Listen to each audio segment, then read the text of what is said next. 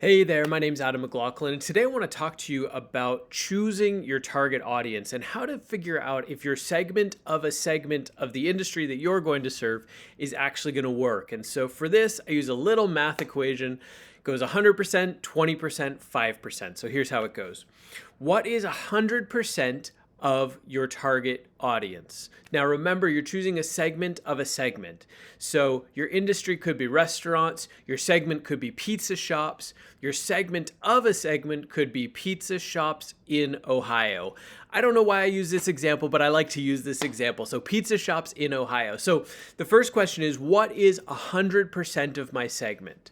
So in this case, there are about 5,000 pizza shops in Ohio. So that's the first question. What is 100% of my segment of a segment? 5,000 pizza shops in Ohio. Great, so that's 100.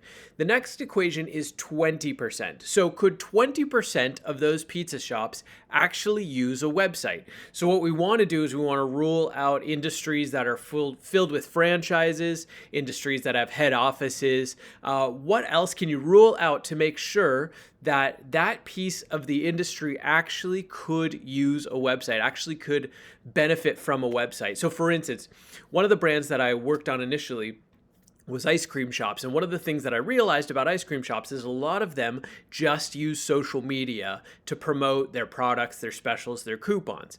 Because very few people are going to visit another city and Google ice cream shops in that city. Most people are going to just pull up their Apple Maps and find out whatever's closest, or their Google Maps, find out whatever's closest.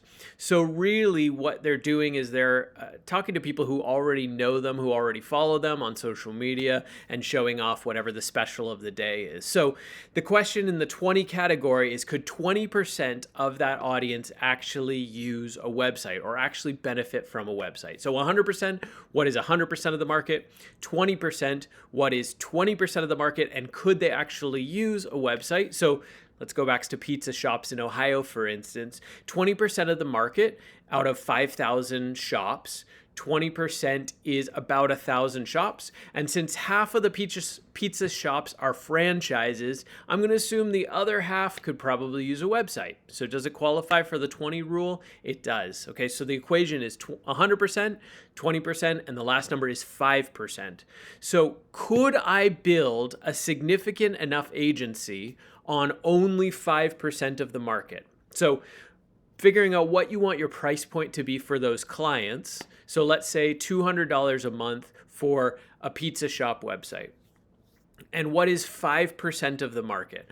Well, if there's 5,000 pizza shops in Ohio, then 5% of the market is 250 pizza shops. So 250 pizza shops at $200 a month means that I could build an agency that is $50,000 a month, okay? And that is just off of pizza shops in Ohio. That doesn't account when you choose to expand into other states, into other areas, of course.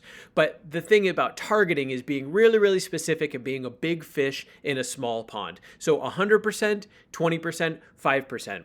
Now, what do you do if you get to this equation, you get to the 5% and go, I could make, let's say the end number is $10,000 a month for your agency. Okay, but is that going to be enough to hire your contractors, to pay for your premium services, and leave some profit left over for you?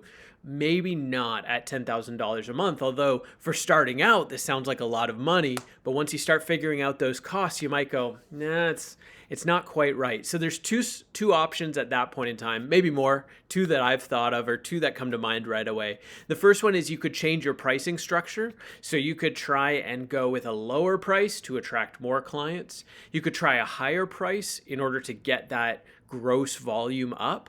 Or you could say, listen, my segment of a segment is too specific, so I'm going to go for something wider. So instead of just pizza shops in Ohio, for instance, you might choose, a tri-state area, 3 states, or a specific metropolitan area that has more opportunity there. If you're set on your price point, if you're convinced your price point is where it needs to be and you need a larger audience.